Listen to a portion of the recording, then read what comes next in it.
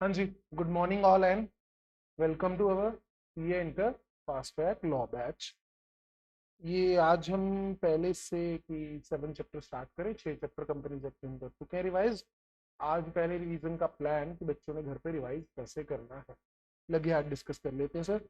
सबसे पहले बच्चे आप लोगों को रीड करना है स्टडी मटेरियल। स्टडी मटेरियल जो आपके पास नोट्स दिए, इंस्टीट्यूट वाला नहीं, जो आपके पास नोट्स दिए है। अगर वो ज्यादा बड़े लगते हैं बच्चे को तो बेटर रहेगा आप समरी रीड कीजिए, जहां आपकी स्पीड बनी, जहां आपको लगता है समरी में सारा कंटेंट है, आपका वैसे इससे काम चल जाए। सर ओवरव्यू करना है इनका, बार बार जैसे आज तक पढ़ते हैं वैसा पढ़ने का समय गया, फटाफट रिवाइज करना है मतलब। ठीक है जी, ये सर मैंने रिवाइज कर लिया, पढ़ लिया। पढ़ने के बाद दिमाग में रिटेन रहा कि नहीं रहा, मैं उसको चेक करूंगा। या तो पहली ऑप्शन मैं तो कहूंगा लिख कर देखिए प्रोविजंस को। एग्जाम्पल के लिए सर मैंने बायबैक उठा लिया सेक्शन 68 का। बायबैक के लिए मैं सर कैसे लिखूं? सेक्शन 68 बायबैक है। बायबैक में एक तो सर मेरे को वो 10% वाली बात याद है, बोर्ड रेजोल्यूशन कर लो। 25% वो सर एसआर पास कर लो। 25% उसकी कैपिटल रिजर्व की बात आती है। फिर सर बायबैक को 1 साल में शेयर को फिजिकली एक्सटिंग्विश करना है। अगले साल में 1 साल में और मैं वो शेयर नहीं इशू करता। वो 6 महीने की प्रोविजन है। एक एक वो है, एक वो है, एक डिक्लेरेशन ऑफ इंसॉल्वेंसी है। तो ऐसे ऐसे करके आप प्लस प्लस करके छोटी छोटी चीजें लिखते रहिए एक लाइन में, साफ साफ, ताकि आप देख पाए जो लिखा सही है कि नहीं है। अगर सर मेरा तो राइटिंग में ज्यादा समझ आ रहा है तो कोई बात नहीं बेटा, आप राइटिंग मत कीजिए, आप उनको रिकॉल कर लीजिए। रिकॉल मतलब हाथ रख लिया किताब पे और ऊपर करके इस सेक्शन में ये आ रहा है, ये आ रहा है, ये आ रहा है, ये आ रहा है, ये पॉइंट बस।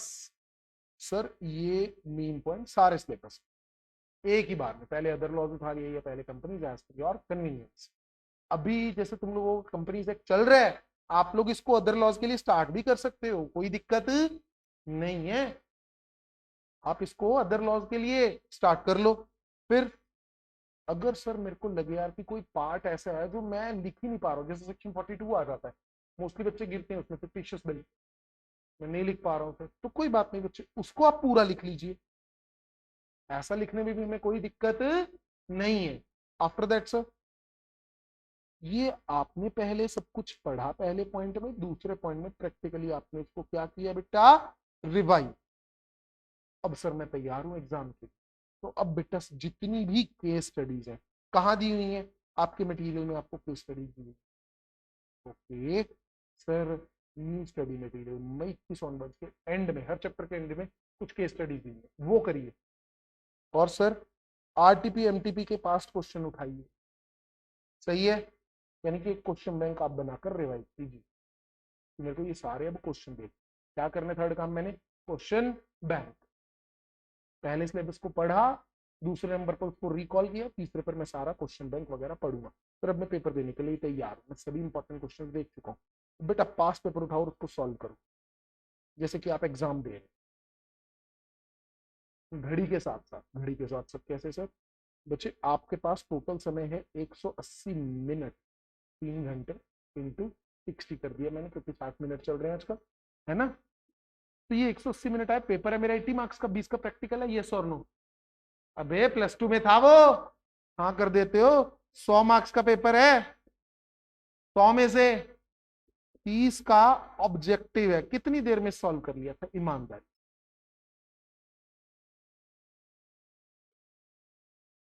25-30 मिनट। तो कुछ बच्चे 10 मिनट भी कहते हैं, मैं तुम्हारे दिल की देता हूँ 30 मिनट। कितना टाइम बचा? 150 मिनट। किसके लिए? 70 मार्क्स की, मोर देन, यानी कि एक एक नंबर के लिए for 1 mark you get approx 2 minutes. सही है, 3 नंबर का क्वेश्चन है तो 6 मिनट, 4 नंबर का तो 8 मिनट, 5 नंबर का तो 10 मिनट। अप्रॉक्स इतना आइडिया लगा के चलना, तुम्हारी कैलकुलेशन ना गलत हो जाए। अच्छा करे 5 नंबर का कुछ 2 मिनट, 5 to 20, 20 मिनट्स है। बच्चा 10 में करके लेटा हुआ है, लेट्स रेस्ट। अभी तो मैंने 10 मिनट पहले कर ली ना मेरे लाल। ये कि बेसिक कैलकुलेशन की मिस्टेक को कोई सुधार है नहीं पाए। बेटा इसके लिए आपको क्या काम करना है? आपको साथ साथ घड़ी को ऑब्जर्व कर, सही है। कब? जब आप एग्जाम में पेपर अटेंड करेंगे, लेकिन इसके लिए मैं ये आदत अभी से डालूंगा। पास्ट पेपर को आप रिवाइज करेंगे, सॉल्व लाइक एग्जाम, पुराना पेपर उठाइए जो आप पहले भी दे चुके हैं या नहीं भी दिया, उठाया, सॉल्व किया, सॉल्व करने की पाई ऑन क्लॉक। घड़ी कितनी देर बाद सर? हर 1 मिनट बाद चेक करो। अभी नहीं, इसी में रह जाऊंगा मैं। 10, 15, 20 मिनट बाद एक बार घड़ी चेक कर लो बस, ताकि तुम्हारी स्पीड का फर्क कैसे पड़ेगा सर? 3 घंटे का पेपर होता है तुम्हारा, है ना? याद करना, 2 आवर 50 मिनट का पेपर एक तरफ, लास्ट 10 मिनट का पेपर एक तरफ। यहां पर जो स्पीड यूज होती है लास्ट में, it is approx 10 times the speed used in 2 hour 50 minute. Yes और नो? तो मैं एकदम से चेक करके घबरा जाऊं कि मैंने अभी तक क्या किया क्या नहीं किया? Keep I on clock every 15-20 minutes में, ताकि अगर मैं कहीं पीछे रह रहा हूं मैं स्पीड को थोड़ा सा बढ़ा पाऊं। ठीक? पर बाउंसर, पेपर में बाउंसर आ जाते हैं, बाउंसर्स का ध्यान रखेंगे। तुम अकेले नहीं है जिसके लिए बाउंसर है, सभी के लिए है। तुम लोग तो पूरा सिलेबस कर चुके हो, उन बच्चों के बारे में सोचो जिन्होंने सिलेबस का जो पार्ट छोड़ा था और उनकी बढ़िया किस्मत के कारण वही पार्ट में से मोस्टली टॉपिक आया हुआ है। अरे सांस लेने में मुश्किल। फिर नाम आ जाता है पोल्यूशन का। ना बेटा, ये पोल्यूशन नहीं है, ये पुराने पाप है जो सामने आ चुके हैं। तो अगर कहीं बाउंसर आते हैं उसको छोड़ दो, आगे निकलो। परमानेंटली नहीं, टेम्परेरी छोड़। ठीक है? अभी के लिए ब्रेकअप, लास्ट 1 घंटे में पैसा। सही है? तो ये बाउंसर तुम्हारे अकेले के लिए, सभी के लिए बेटा। 5 नंबर के, 10 के, 15 के, इससे ज्यादा के नहीं है। आई होप याद आ रहा है समय। कुछ क्वेश्चन ऐसे थे जो मेरे को समझ ही नहीं आए, चाहे 5 के, चाहे 10 के, चाहे 15 के। बीच में एक और चीज, कॉन्फिडेंस में कमी ना आ जाए। कौन से कॉन्फिडेंस में? कि मेरे को पेपर आता है और मेरे को इसको अच्छे से करना है। 5, 10, 15 का नहीं आता बेटा, 85 का आता है, 80 का आता है, 90 का आता है। इसको अच्छे से कर लो। ये 5, 10, 15 मनुष्य के कारण ये मैं बाकी के नंबर खराब नहीं करूंगा। हाँ कि ना? वो काम मत कर देना, इनके हाथ में सोने का कटोरा दे दो, ये तो भी भीख ही मांगेंगे। सोने का कटोरा मिल गया ना, यूज इट प्रॉपरली। 80, 90 नंबर का आता है बेटा, उसमें से भी 70 आ सकते हैं, ढंग से लिखो। बाकी का भूल जाओ। एक्स्ट्रा ऑर्डिनरी नंबर लेके कोई तुम्हें तमगा तो मिलने नहीं वाला। जितने मिल रहे हैं ठीक है। आवाज बेटा, लानती हो। ग्लूकोन डी की कमी, पार्ले जी का सहारा। आइए, ये हो गया। जो हो रहा है करते रहो, आखिर के समय में मैं फोकस करूंगा अपने भविष्य पर। इसके बारे में सर मैंने कभी ना कभी कुछ ना कुछ सुन रखा होगा। रखोगे, मेरा दिमाग इतना क्रिएटिव है, मेरे को वो पेपर भी दे दो जो मैंने जिंदगी में से नहीं सुना था कर सकता। तो बाउंसर के बारे में जो आपके दिल पे, इसको फॉलो करेंगे फर्स्ट। जो दिल मानता है वो लिखते रहे, कोई दिक्कत नहीं। नंबर आए ठीक है, नहीं आए ना। शुरुआत किससे करेंगे? एक अच्छे क्वेश्चन। अच्छा क्वेश्चन मतलब जो तुम्हें अच्छे से आता है। सही है? कोई शंका, कोई दिक्कत, एग्जाम के बारे में कोई और डाउट पूछना, तो मैं चाहता हूं आप एटलीस्ट अदर लॉज का अटेम्प्ट करना शुरू कर दो। बोलो बेटा। नहीं? एक और चीज स्टार मार्क कीजिए, ऊपर नहीं लिखी मैंने। केस स्टडी बुकलेट है। हाँ, इस बार ये भी आनी है। हाँ, 150 पेज की है सिर्फ, 125, 150 पेज की। इसको भी आप स्टेप 2 में इनकॉर्पोरेट कर लीजिए। कहाँ दी हुई है सर? तो राशन वाले के पास लिस्ट में लिखवा देना, आईसीआई की साइट पर मिल जाएगी आपको। वहां पर ये केस स्टडी की बुकलेट नहीं आई है। तुम्हारे एमसीक्यू पहले एक एक दो दो करके आते थे, तुम उन्हें कूट देते, पीट देते थे। अब उन्होंने एकाग्रता दिखाई, एकता बना ली। 5-7 इकट्ठे होकर अपनी सारी स्टेटमेंट्स को इकट्ठा कर लेते। कोई अकाउंट्स बनाने की बात कर रहा है, कोई डिविडेंड बांटने की बात कर रहा है। एक ही केस में 4, 6, 3, 2 चैप्टर से क्वेश्चन। एमसीक्यू टोटल 4 या 6, एक एक नंबर। तो वो तुम्हारी जिंदगी के साथ खिलवाड़ करना चाहेंगे? लेकिन हम इस बात के लिए राजी क्यों? सर हम पहले पढ़ चुके हैं। यस, केस स्टडी की बुकलेट आप लोगों को करनी है कितने मार्क्स की? मार्क्स जितने भी हो गए था, ये 30 मार्क्स की प्रैक्टिस करवा रही है। 20 मार्क्स की प्रैक्टिस। ठीक है जी, ये भी कहाँ मिलेगी आपको? ICICI.insta.org। तो ये फाइल फॉलो कर लेना और लाइक कर देना, दिल बना देना उस पर, हो जाएगा। अब सर हम क्या करें? अब बेटा सोने का समय, चैप्टर स्टार्ट करते हैं, चैप्टर नंबर 7।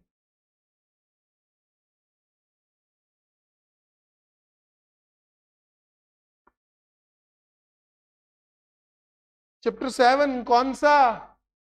Management administration. किसकी मैनेजमेंट? कंपनी की। कौन से सेक्शन से स्टार्ट होएगा? 88। पिछला कहां खत्म हुआ था? 87। कहां तक जाएगा? 22 तक। बाई बाई नहीं नहीं, 122। 88 टू 82 122। रूल कौन से? Company rule 2014। कौन से? Management and administration. Management and administration. Topic कौन कौन से कवर हो रहे थे? ये रजिस्टर वगैरह बनाने, एनुअल रिटर्न वगैरह फाइल करनी है, मीटिंग करेंगे, मीटिंग की कहानियां पढ़ेंगे। तो मीटिंग में क्या क्या हुआ? कुर्सियां चली वो नहीं, मीटिंग बुलाने के लिए क्या जरूरी है और मीटिंग हो जाने के बाद क्या क्या जरूरी है। सबसे पहले सर मेरे पास आया सेक्शन 8 और 8 रजिस्टर ऑफ 888। वो तो मेरे को पता है। सेक्शन किस चीज का है? Register of members. ये इंटर है। 888। मेंबर किस कंपनी के होते हैं? शेयर कैपिटल वाली के या गारंटी वाली के या दोनों के? मेंबर किस कंपनी के होते हैं? Welcome to our super super fast track batch. जल्दी से कौन सी शेयर कैपिटल वाली कंपनी के होंगे या मेंबर वाली कंपनी के? सभी के होंगे। सभी के होते हैं यार मेंबर तो। गारंटी वाली कंपनी, उसमें जिसने गारंटी दे रखी है वो मेंबर है। शेयर कैपिटल वाली है तो जिसके पास शेयर है वो मेंबर है। हाँ के ना? जिसके पास डिबेंचर है वो भी वो मेंबर है। डिबेंचर होल्डर है सर वो। मजे ले रहे थोड़ा थोड़ा तो हमें याद है, ऐसे नहीं बेइज्जती करवा रहे। तो 88 अप्लाई टू एवरी कंपनी, चाहे वो जिंदगी में पब्लिक है उसका स्टेटस, चाहे उसने अपनी प्रोफाइल प्राइवेट कर रखी है। सही है। लीगल रिक्वायरमेंट, अपने रजिस्टर बनाकर रखना। अलग अलग रजिस्टर लगेंगे, इक्विटी के और प्रेफरेंस के, चाहे वो यहाँ रहता है चाहे युगांडा में रहता है। नेक्स्ट, एक डिवेंचर होल्डर का रजिस्टर लगा लेना बेटा। जी सर। और एक अदर सिक्योरिटी होल्डर का 3 रजिस्टर लग रहे हैं। कौन कौन से?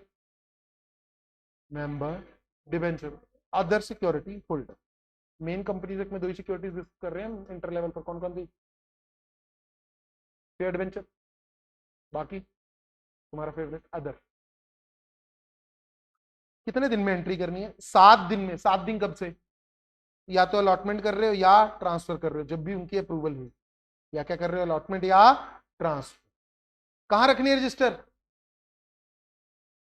कॉमन आंसर बताओ बेटा। Registered office. सर मेरे को बाहर लेके जाने, मेरे को बाहर लेके जाने। बाहर कहां बेटा? रजिस्टर्ड ऑफिस है दिल्ली में, मैं रखना चाहता हूँ बॉम्बे में। Can I do so? देखते हैं। अच्छा मैं बॉम्बे में ही रखना चाहता हूँ सर। ऑफिस है कहीं दूर, नॉर्थ बॉम्बे। मैं जा रखना चाहता हूँ साउथ बॉम्बे वाली साइड। रख सकता हूँ? यस। मैं बेसिक रूल क्या है, कहाँ रखने हैं? Registered office. मेरे को कहीं कहीं कहीं कहीं कहीं भी और रखने हैं विद इन द सिटी, क्या पास करना पड़ेगा? ऐसा। कहाँ क्या पास करना पड़ेगा? सर मेरे को अगर शहर ही बदलने हैं तो एसआर भी, और वहां पर कम से कम 1/10 मेंबर रहते हो। Number of member, voting power का कोई राइट नहीं है। और कहाँ रखने रजिस्टर? इंडिया में। सर मैं युगांडा में रखना चाहता हूँ, मैंने बहुत सुना इसके बाद। कहाँ रखना है बेटा? इंडिया में। रिक्वायरमेंट बता दो बेटा बिना देखे, शाबाश। कहाँ रखना रजिस्टर? कहाँ रखना है? Registered office. अच्छा विद इन द सिटी, ये वो कहीं और रख सकता हूँ, क्या पास कर लो? एसआर। सर किसी और शहर में रख सकता हूँ? SR plus 1/10 of the number of member with voting. ना सर वोटिंग की कोई रोल नहीं है। और विद इन इंडिया। हाँ जी, doubt? Company limited by share, format बता रहा है, कौन सा फॉर्मेट है? MGT1। शेयर वाली कंपनी को रजिस्टर बनाना, कौन सा फॉर्मेट है? MGT1। Not limited by share, guarantee वाली है, तो ये कुछ बेसिक से फॉर्मेट है। एग्जाम्पल के लिए रीड कर लो, सिर्फ नाम हो, एड्रेस हो, कौन सा पान है, सिंह है, क्वीन है, माइनर अगर मुनिया है तो उसके गार्जियन का नाम, date of birth of member, नाम और एड्रेस नॉमिनी का। नॉमिनी समझते हो कौन? बंदे के मरने के बाद या इंकैपेसिटेट होने के बाद कौन उसका मालिक बनेगा। नेक्स्ट, कब से वो मेंबर बना, कब से मेंबरशिप छोड़ी, गारंटी अगर कोई दी हुई है, एनी अदर इंटरेस्ट ये है, बस। फिर ये याद करने की जरूरत नहीं, जो जितना याद रहेगा उतना लिख पाओगे पेपर में अगर आ जाता है। यस, ऑर्डर जो पास हुआ, शेयर वगैरह अटैच हुए, एग्जांपल के ट्रिब्यूनल ने तुम्हारे शेयर को ब्लॉक कर दिया, रोक लगा दी वोटिंग वोटिंग पावर पे कंपनी ने, तो वो सारे ऑर्डर जो पास हुए डिविडेंड के रिगार्डिंग या कोई और किसी अथॉरिटी ने अगर पास किए वो भी मार्क कर लिए जाएंगे। शेयर अगर क्या हुआ बेटा? प्लेज। सर डिवेंचर होल्डर का रजिस्टर, शेयर होल्डर का किसमें मेंटेन हो रहा था जानती हो? 1 में, डिवेंचर होल्डर का 2 में, खत्म। सर जैसे ही किसी की डेथ होगी, इंसॉल्वेंसी होगी, तो या फिर उसके शेयर कहाँ ट्रांसफर हो, इन्वेस्टर एजुकेशन फंड में, साथ साथ एंट्रीज करते रहना। मतलब जैसे जैसे ओनरशिप में चेंज आएगा वैसे वैसे एंट्रीज करते रहेंगे। बेटा मेंबरशिप का रजिस्टर तो बनाना ही है, साथ में उनका क्या बनाना है आगे? इंडेक्स। इंडेक्स समझते हो? हाँ, नाम के अकॉर्डिंग जो बना होता है, जैसे स्टूडेंट्स की लिस्ट है, तुम्हारे अटेंडेंस लिस्ट होता था, फ्रंट में लिखा होता था A B C, A B में कौन आ रहा है, सी एंड सो ऑन। तो मेंबर का भी क्या बनाना है? एक इंडेक्स। कम से कम कितने मेंबर हो? 50, तो इंडेक्स बनेगा। 49 है तो इंडेक्स नहीं बनाने की जरूरत। जैसे जैसे मेंबरशिप का रजिस्टर अपडेट होगा वैसे वैसे एंट्रीज कर देना, किसमें? इंडेक्स में भी एंट्रीज कर देना, बहुत ही बढ़िया। फॉरेन रजिस्टर सेम मैनर में बनाना है, यानी अगर फॉरेन में मेंबर का रजिस्टर बन रहा है, किसमें बनेगा? MGT1 में। MGT1 में अगर बन रहा है डिवेंचर होल्डर, किसमें बनेगा? MGT कौन सी? 2 में। कोई दिक्कत है? लेकिन जैसे तुम व्हाट्सएप पे लाइव लोकेशन भेजते हो ना, तो इधर तुम्हें डिपेंड कर रहा होता है कहाँ बैठा है भाई, कहाँ बैठा नहीं है बता। जब तुम घबरा के लोकेशन भेजते तो रजिस्टर को भी लोकेशन भेज, किस चीज़ की? Foreign register. किसकी? Foreign register. सुनते रहे ना, फॉरेन रजिस्टर की लोकेशन भेजने के लिए फॉर्म कौन सा यूज होगा? MGT3। कितने दिन में चाचा जी, कितने दिन मांगते? 30। बहुत ही बढ़िया। 30 दिन कब से जब से रजिस्टर बनाया? हाँ, जब से रजिस्टर लगाया 30 दिन में क्या भेज दो चाचा जी को? नोटिस। किस चीज का? कि रजिस्टर लगा ले। अच्छा, फॉरेन रजिस्टर जैसे ही लगा, क्या भेजी तुमने उसके नाम की? लोकेशन। उसमें एंट्रीज करते रहो, जब तक फॉरेन रजिस्टर चल रहा है उसमें एंट्रीज करते रहो, उसके अलावा कहीं और एंट्री नहीं होगी। साथ ही फॉरेन रजिस्टर के साथ हमने इंडिया में तो रजिस्टर लगाया था, याद है? कौन, किस फॉर्म में? MGT1 में। उसको तुम प्रिंसिपल रजिस्टर बोलोगे। सर पीछे तो हमने पढ़ा था फॉरेन रजिस्टर नहीं जाना चाहिए, प्लेस ऑफ पढ़ा था ना अभी, कहाँ रखना है? रजिस्टर्ड ऑफिस में या एनी अदर प्लेस। वो बेटा तुम्हारा मेन रजिस्टर है। अगर मेंबर बाहर रहते हैं तो वो कहते हैं कि सर एक रजिस्टर फॉर्म में मेंटेन करवाओ, क्या मैं करवा सकता हूँ? यस, लेकिन वो मेन रजिस्टर नहीं है, ध्यान दे लेना, लिखते हुए गलती होगी। मेन रजिस्टर कौन से वाला है? इंडिया वाला। इंडिया वाला रजिस्टर मेरा मेन मेंटेन हो रहा है, आओ जरा जल्दी से।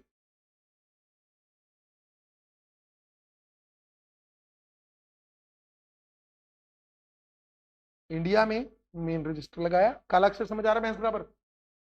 आवाज बेटा। इंडिया में मैंने मेन रजिस्टर लगाया, इसका नाम मैंने रख दिया प्रिंसिपल रजिस्टर। डन। फॉरेन में मैंने एक और रजिस्टर लगाया, कौन सा? फॉरेन फॉर्मेट, MGT1 या फिर 2, जो भी होगा। उधर भी 1 या 2।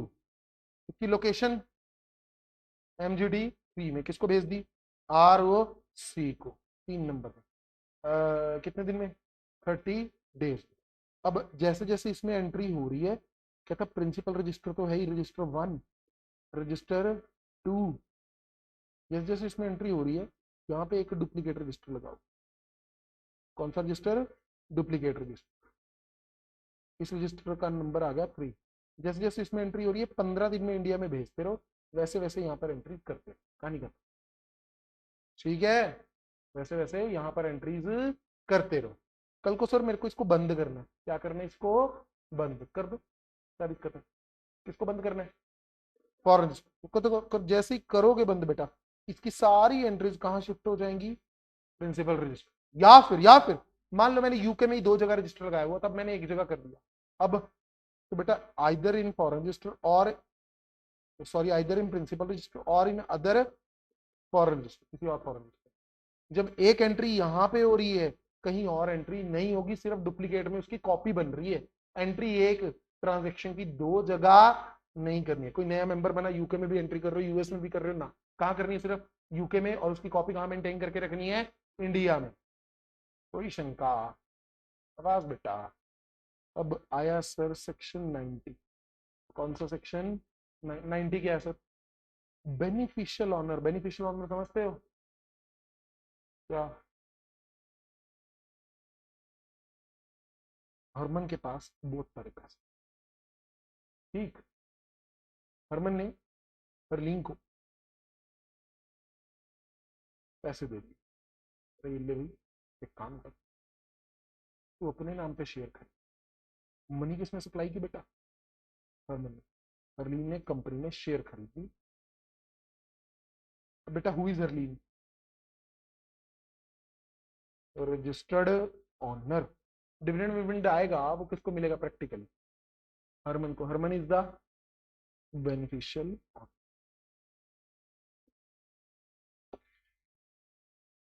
कोई शंका, क्या था, जैसे ही ये घटना होगी, जैसे ही तुम रजिस्टर्ड ऑनर बने, और अगर तुम क्या नहीं हो, बेनिफिशियल ऑनर, ये S1 था, इसने भी कंपनी में शेयर खरीदे, ये रजिस्टर्ड ऑनर भी है, ये बेनिफिशियल ऑनर भी। क्या इसको डिक्लेरेशन देनी है, ना। डिक्लेरेशन किसको देनी है, जो रजिस्टर्ड ऑनर होगा वो कंपनी को डिक्लेरेशन दे। किस फॉर्म में, 4 नंबर फॉर्म। किस फॉर्म में, 4 नंबर फॉर्म। जो बेनिफिशियल ऑनर है वो भी कंपनी को डिक्लेरेशन देगा, ध्यान रखना। आरओसी को, कंपनी को, किस नंबर फॉर्म में, 5 नंबर में। कंपनी किसको डिक्लेरेशन दे रही है, आरओसी को। कितने दिन में, सभी। फॉर्म नंबर 6, दिन सभी में कॉमन, कितने देर, 30 डेज। आसान था, इसमें कुछ और है ना, खत्म। सर अगर डिक्लेरेशन ना दी तो तुम्हारे शेयर ये वो कल को तुम्हें एक्सरसाइज करने नहीं दिया जाए। अगर कंपनी को पता लग गया, तुम इनका राइट वाइट एक्सरसाइज करने नहीं दिया जाएगा। सही है, रीड करते रहना बेटा घर से, चैप्टर बड़ा है, जल्दी से। 91 कहता है रजिस्टर को कर दो क्लोज। क्या रजिस्टर को क्लोज किया जा सकता है, आवाज बेटा, यस। कितने दिन के लिए, मैक्स 45 डेज इन ईयर। एक साल में कितने दिन, 45 दिन। क्यों क्लोज करते हैं सर रजिस्टर, इंस्पेक्शन वगैरह करनी है लोगों ने, तो हम उसको मेंटेन करके रखना चाहते हैं, कुछ एंट्रीज हमारी अभी बाकी हैं ये वो, तो उस केस में हम रजिस्टर की क्या करते हैं, मेंटेनेंस वगैरह।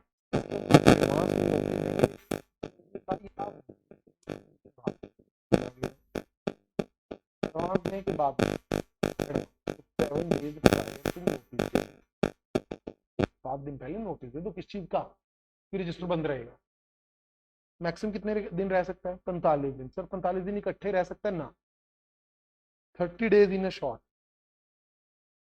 One shot. वन शॉट मतलब एट वन टाइम, एक बार में मैक्सिमम कितने दिन रहेगा, और एक बार में मैक्सिमम 30 दिन।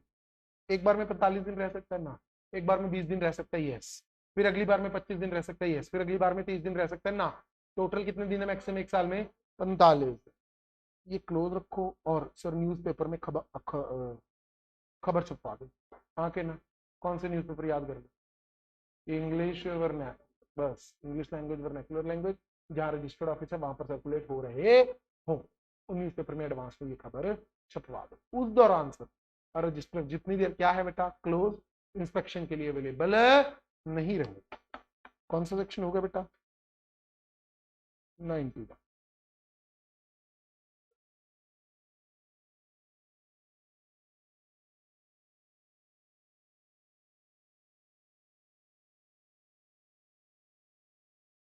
7 दिन पहले नोटिस दे दो बेटा, या फिर कम पीरियड जो सेबी बता दे।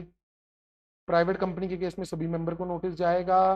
पब्लिक कंपनी कैसे नोटिस देगी बेटा, एडवर्टीजमेंट देगी वो न्यूज़पेपर्स वगैरह में, साथ में पर वेबसाइट पर कंपनी की, और वो वेबसाइट जो सीटी करवाएगी मैक्सिमम 30 दिन 45 दिन के बाद पेनल्टी। एनुअल रिटर्न याद है, आसान है मुश्किल है? आवाज बेटा,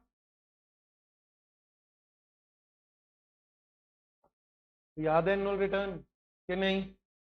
रिटर्न का फंडा तो पता है, इनकम टैक्स में रिटर्न जो आती है तुम्हें, क्या होता मीनिंग, क्या हो? बिल्कुल सही।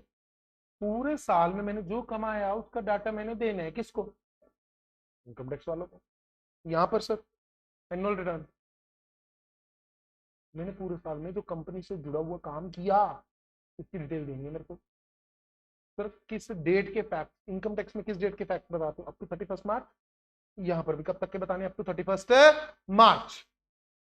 जब फाइनेंशियल ईयर खत्म हुआ 31 मार्च को जो फैक्ट थे वो बताने। क्या क्या? सबसे पहले कंपनी का आई कार्ड। आई कार्ड मतलब एड्रेस, नेम, प्रिंसिपल,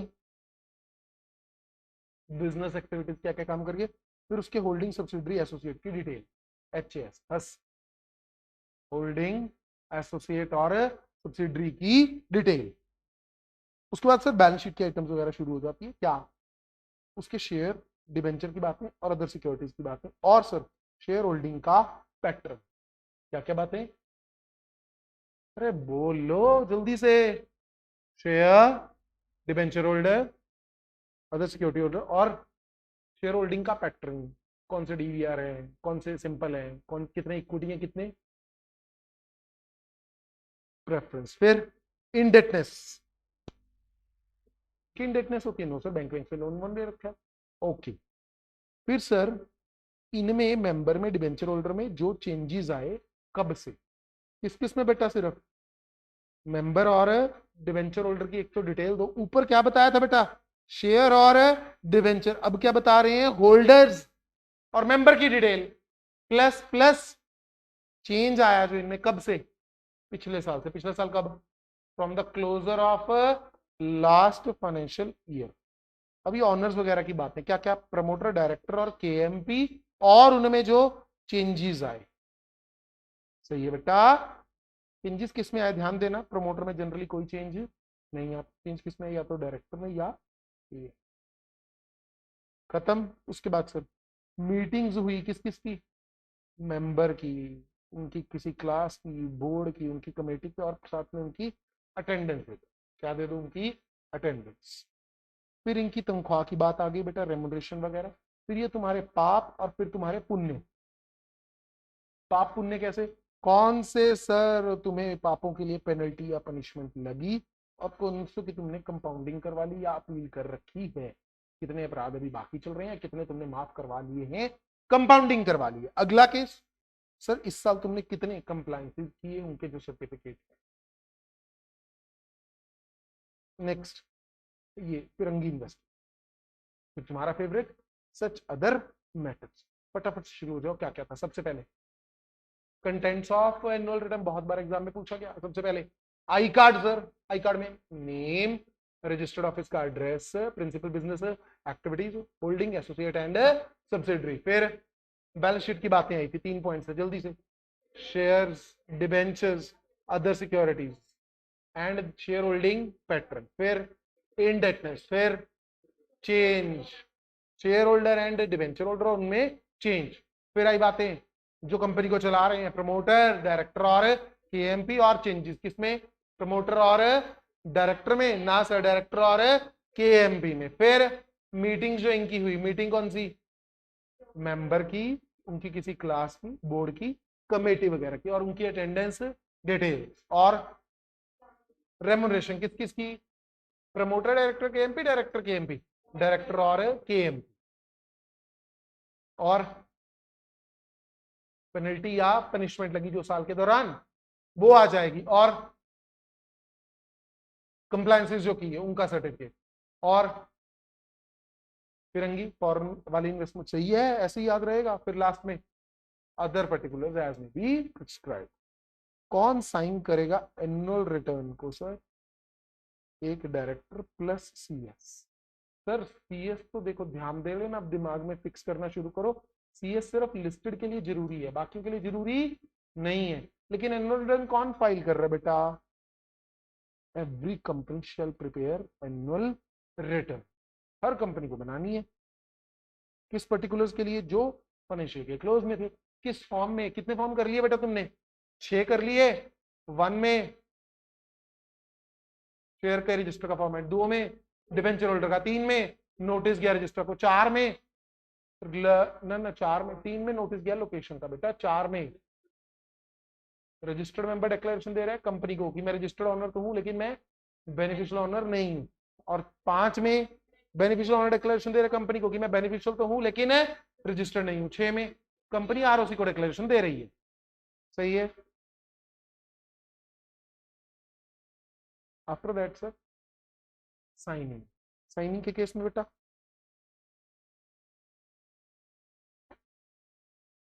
सीएस रखना जरूरी है तो सिर्फ लिस्टेड के लिए है, हर कंपनी के लिए जरूरी तो ध्यान दे लेना। अगर सीएस नहीं है बेटा तो किससे साइन करवाओ? प्रैक्टिस वाले सी। किससे साइन करवाओ? प्रैक्टिस वाले सीएस। ये गरीब कंपनियां कह रही हमसे ना अफोर्ड हो पाएगा, कहता तो साइन करवा लो किससे?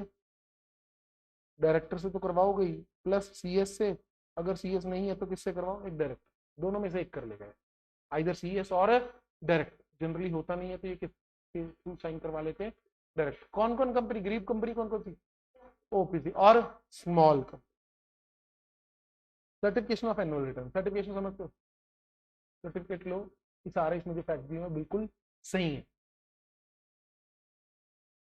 Company secretary in practice sign करेगा। कौन से वाला? प्रैक्टिस। तो ऊपर भी तो सीएस ने साइन किए थे। हाँ, वो एनुअल रिटर्न बना रहे हैं, ध्यान दे लेना। वो प्रैक्टिकली एनुअल रिटर्न बना रहा है, यहां पर वो चेक कर रहा है कि बिल्कुल सही बनी है कि गलत बनी। तो प्रैक्टिकली तो 2 सीएस इन्वॉल्व हो जाते हैं। कितने सीएस? 2। एक बना रहा है और दूसरा वेरीफाई कर रहा है। अब पढ़ना बेटा, प्रैक्टिस वाला सीएस साइन करेगा क्या हर एक को सर्टिफिकेशन लेने? ना ना ना ना। या तो है बेटा लिस्टेड कंपनी तो 100% करवानी, या फिर पेड अप कैपिटल 10 करोड़ है उससे ज्यादा है और टर्नओवर 50 करोड़ है उससे ज्यादा है। सही है। शंका? उसका सर्टिफिकेट का फॉर्मेट बेटा एमजीटी बता क्या रहे सर्टिफिकेट में कि जितने इसमें फैक्ट लिखे हुए बिल्कुल सही हैं और जरूरी मात्रा में हैं जितने आपने पूछे। प्लस सर कंपनी ने इस एक्ट की सभी प्रोविजन को अप्लाई किया है। क्या बता रहे बेटा सर्टिफिकेशन? जल्दी से सर्टिफिकेशन किस किसके लिए अप्लाई हो रही है? एक तो कंपनी कौन सी? लिस्टेड। या 10 करोड़ और 50 करोड़। 10 करोड़ क्या है? पेड अप कैपिटल, नेटवर्थ और टर्नओवर 50 करोड़ या उससे ज्यादा। सर्टिफिकेशन का फॉर्मेट एमजीटी 8। क्या बताता है सर्टिफिकेशन में?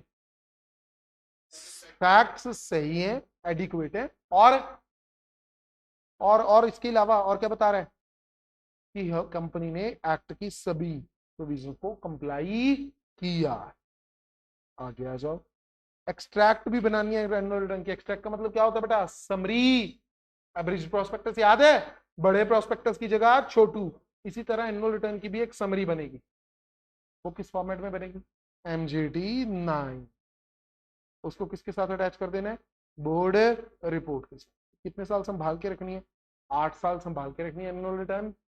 कब से 8 साल? जब तक फाइल हुई थी उसके बाद 8 साल।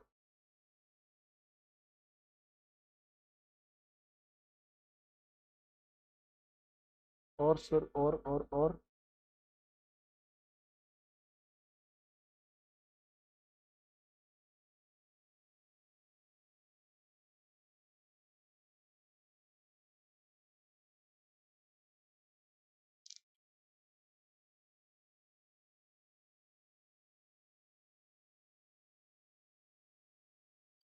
टाइम लिमिट पे आओ बेटा। कितने दिन में फाइल करनी है? 30 सितंबर तक। सही है। कॉमन सा पीरियड बेटा, यस और नो? अरे यार बोल लो, ऐसे नहीं चलेगा। गलत बेटा। कितने दिन है? 60 डेज। कितने दिन है? 60 डेज। एजीएम के लिए था समय कितना, 30 सितंबर। एनुअल रिटर्न के लिए नहीं, एनुअल रिटर्न 60 डेज। कब से, जब से एजीएम, तो 30 सितंबर नहीं, 30 सितंबर के बाद 60 दिन। समझ आया? 60 दिन कब से, नॉट फ्रॉम 31 मार्च, 31 मार्च से नहीं, कब से, जब से एजीएम हेल्ड हुई। सर हमने की ही नहीं एजीएम, तो जब वो हो जानी चाहिए थी। इतना ही नहीं, अपने पापों की स्टेटमेंट दो, कारण बताओ तुमने एजीएम होल्ड क्यों नहीं की। आइए नेक्स्ट, कहाँ रखने रजिस्टर मेंबर के, ये वो रजिस्टर्ड ऑफिस में बेटा। कहीं और रख सकते हैं इन इंडिया? Yes sir. कम से कम कितने मेंबर रहते हो, 10%। ना बेटा, मोर देन 10% रहते हैं, प्लस एसआर पास किया गया कहाँ, जनरल मीटिंग में। क्या रख क्या रहे हैं सर हम, रजिस्टर भी और रिटर्न। क्या क्या रख रहे हैं, रजिस्टर भी और रिटर्न भी। इनको कहां कहां रखा जा सकता है, कहां कहां रखा जा सकता है बेटा, कहां, रजिस्टर्ड ऑफिस में रख लो, पहला ऑप्शन जनरल रूल। कहीं और रखना है तो बेटा दो कंडीशन, क्या क्या, एसआर पास करो, प्लस 10% से ज्यादा मेंबर रहते हैं। तो उधर हमने पढ़ा था कि with in the same city witty रख सकते हैं ना, पढ़ा था ना सेक्शन 88 में। With in the same city रखने तो सिर्फ एसआर पास कर दो, 10% मेंबर होने की जरूरत नहीं है। वो ना 94 में कहीं भी नहीं लिखा हुआ, 88 सिर्फ रजिस्टर की बात कर रहा था। ये सेक्शन स्पेसिफिक है, स्पेसिफिक मतलब सिर्फ प्लेस की बात करते हैं कि जो आप रजिस्टर बना रहे हो या जो रिटर्न फाइल कर रहे हो उनको रखना कहां पर है, कागज वागज। ठीक, तो कहां पर रखना है, या तो रजिस्टर्ड ऑफिस में या इंडिया में कहीं भी कम से कम 10%। तो वो मैं अकेला एसआर पास करने वाली प्रोविजन लिखूंगा ना, पेपर में जो क्वेश्चन आते हैं वो 94 पर बेस्ड है, 88 पर बेस्ड नहीं है। तो हम लोग क्या फंडा लिखेंगे, जल्दी बोलो। हाँ हाँ हाँ, अगर आपसे पूछा था रजिस्टर वगैरह एनुअल रिटर्न वगैरह रखने कंपनी ने, कहाँ रखें, कौन सा सेक्शन अप्लाई हो रहा है, 88 के 94, 94 कहाँ रख सकते हैं, रजिस्टर्ड ऑफिस में या फिर any other place in India. In India बाहर नहीं जाना। कितने, 1/10 से ज्यादा मेंबर रहते हो, प्लस एसआर पास कर लिया गया। आइए नेक्स्ट, पीरियड ऑफ मेंटेनेंस कब तक संभाल के रखने हैं, ध्यान देना। मेंबर वाला परमानेंट, मेंबर वाला परमानेंट, डिवेंचर होल्डर वाला 8 साल। 8 साल कब से, इशू से रिडम्पशन से, इशू से होएगा ना, अगर लॉजिक याद रख लेना। बच्चा कह रहा आज मैंने डिवेंचर इशू किया, 8 साल बाद मैं बंद कर दूंगा, डिवेंचर का रिडम्पशन पीरियड 20 साल दे रखते हैं। वो पैसे मांगने हैं, तुम कह रहे हो हाँ जी रजिस्टर तो 8 साल के लिए मेंटेन करने, तुम्हारे पास तो रिकॉर्ड नहीं, लॉजिक नहीं बनता। 8 साल कब से, रिडम्पशन से। उसके बाद सर कस्टडी करते हैं, एनुअल रिटर्न कब तक, ये हम कर चुके हैं। 8 साल कब से, जब से return file. Foreign register same यार, मेंबर क्या है तो बेटा परमानेंटली के 8 साल परमानेंटली। अगर डिसकंटिन्यू होता तो क्या करना था, सारी एंट्रीज या तो फॉरेन रजिस्टर में ट्रांसफर कर दो या प्रिंसिपल रजिस्टर में ट्रांसफर कर दो। डिबेंचर होल्डर का है फिर से 8 साल रिडम्पशन से। सर ये किसकी कस्टडी में रखने, सेम पॉइंट है हर जगह, पढ़ लो। पीएस या पर्सन ऑथराइज्ड बाय बोर्ड, फिर से आओ। PS person authorised by board, फिर से आओ। सीएस तो बाहर जाके सीएस नहीं है और पर्सन ऑथराइज्ड बाय बोर्ड। सही है, custody is equal to same for all. Next sir, इनको इंस्पेक्ट करना, एक्सट्रैक्ट मतलब इनमें से कुछ नोट डाउन करना है या इनकी कॉपी लेनी है फोटोस्टेट। आ जाओ बेटा, कर सकते हैं। हाँ, याद रखना दो वर्ड है, एक तो बिजनेस आवर वर्ड यूज होता है, वर्किंग डे यूज होता है। ना वर्किंग आवर है ना यूजुअल आवर है। कौन से आवर, बिजनेस आवर में आप इंस्पेक्शन कर सकते हैं। कौन सर, मेंबर या डिवेंचर होल्डर कर रहे हैं वो बिना किसी फीस के कर सकते हैं, कोई और पर्सन इंस्पेक्शन कर सकता है। यस, पे क्या करेगा, प्रिस्क्राइब्ड फीस। एक्सट्रैक्ट लेनी है सर, कोई फीस नहीं है, तुम्हारे हाथ तुम्हारा पेन, जो मर्जी नोट करते रहो।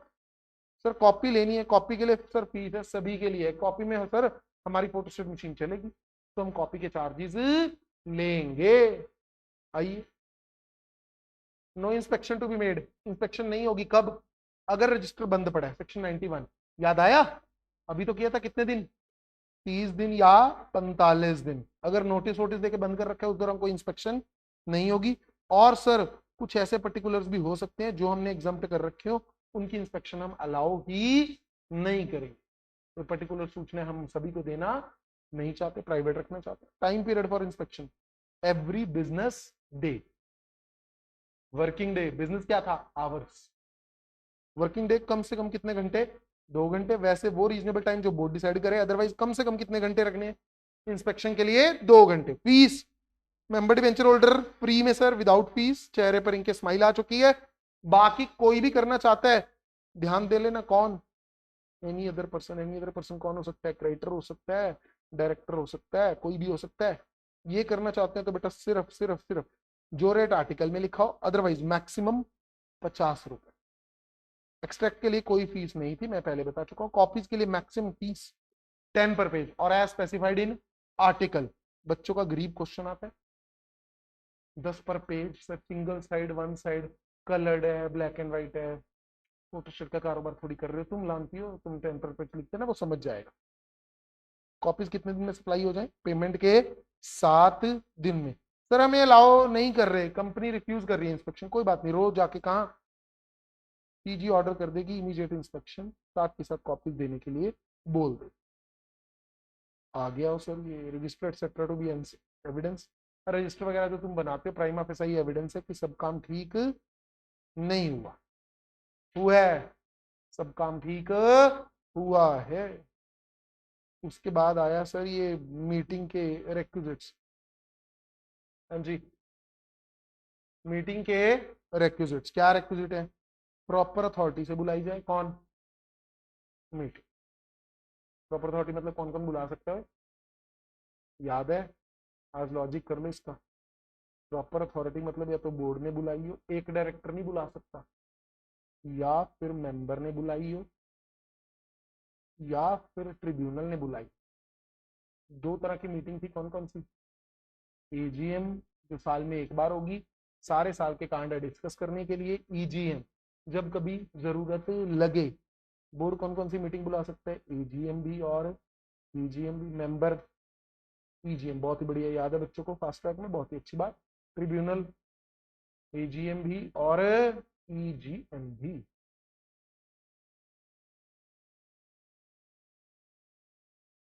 एक डायरेक्टर से काम ना चलेगो, सही है। और सर प्रॉपर नोटिस सर्व दो, 21 क्लियर दिन याद है, यस एग्जाम्पल 21 क्लियर डेज पर नोटिस सर्व। कोरम प्रेजेंट हो, कोरम याद है, 2 मेंबर चाहिए, 5 चाहिए, 10 चाहिए, 20 चाहिए। और सर प्रॉपर चेयरमैन हो, बिजनेस वैलिडली ट्रांजैक्ट हो, रेजोल्यूशन प्रॉपरली पास हो, प्रॉपरली मूव हो, मिनट्स प्रॉपरली बनाए जाए। अब आया बोर्ड। बोर्ड सर कोई भी जनरल मीटिंग बुला सकता है, एजीएम भी और ईजीएम भी। सेक्शन 100 में ईजीएम बुलाने की पावर दी हुई है, इंडिविजुअल डायरेक्टर के पास कोई पावर नहीं है। जनरल मीटिंग सेक्रेटरी या डायरेक्टर के द्वारा, एक बंदे के द्वारा किया हुआ क्या है, इनवैलिड, अगर सर बिना बोर्ड की सैंक्शन किया। हाँ बोर्ड चाहे तो क्या इसे रेटिफाई कर सकता है, यस, क्लियर है। अब सर मेंबर, मेंबर क्या बुला सकते हैं सर, सिर्फ ईजीएम, वो भी अगर बोर्ड फेल हो जाए।